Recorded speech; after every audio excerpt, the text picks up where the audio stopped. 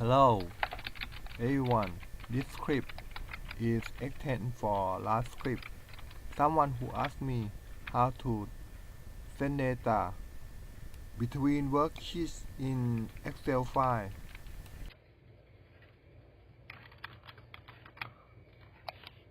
like column in number B5.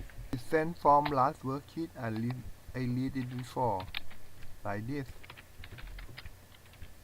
In access data.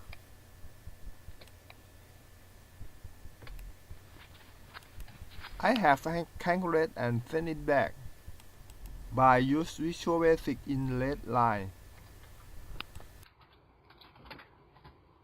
First, I have files to access Word and get number of row and get this number in that row to worksheet.